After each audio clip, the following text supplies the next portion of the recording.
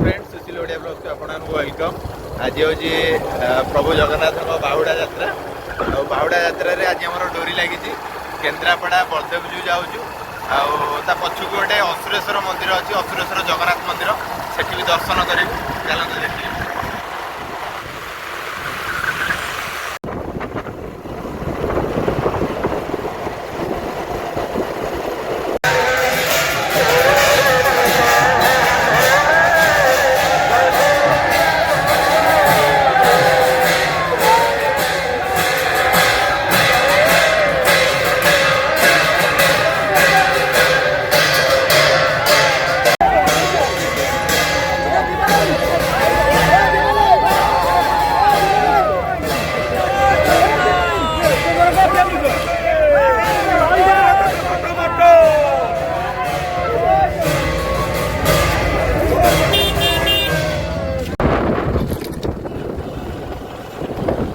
यहाँ माँ हरचंडी मंदिर बाटे गला पड़े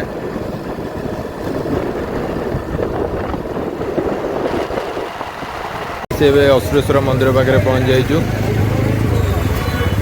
रथ रेडी थुआई लोक मैंने आस्ते आस्ते गहली लगी मौसी माँ मंदिर आम दर्शन कर आसलु। ज्ञान आम सागर आ माँ बय शोधि सारे कहीं जाइचु क्या न कही जाइचु क्या पचारिक जाइचु ज्ञानर मुंड पर टेंशन आउ टिके परे रथ टଣା आरंभ हो।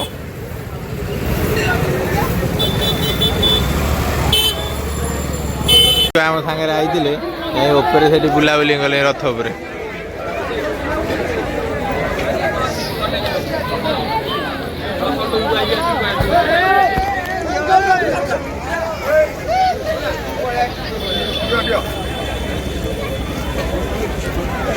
फाइनाली आम एसी बलदेव जी मंदिर पाखे जाइए।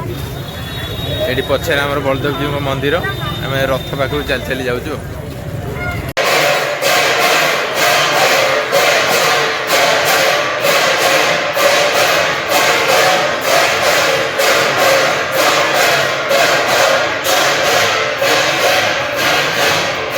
पर्यंत भी ठाकुर पहंडी आरंभ होनी सन्ध्या बेले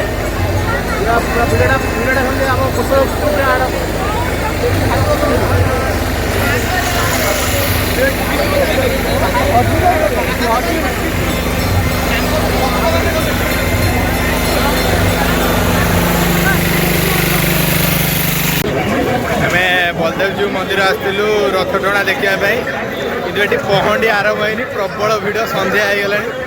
आम भी घर को जीवु बहुत बाट तो आम बाहरी पड़लु घर को जावाई ठाकुर दर्शन भितर जाई करदेलु मंदिर भितर जाई दर्शन करदेलु आ रथ उपर दर्शन कर पार्लुनु। आम घर को जालु। हेलो फ्रेंड्स आमर केन्द्रापड़ा जो बलदेव जी पाक बुलिया जाइलु से जर्नी आमर सरी जाइए। केन्द्रापड़ार फेमस पोटली पिठा आ रसावली दुईटाक आम नहीं भी घर को आसलु। बहुत मजा है भल लगे आज जर्नीटा बहुत बढ़िया था। आपको केमती लगे कमेंट मध्यम जनइबे। धन्यवाद रही।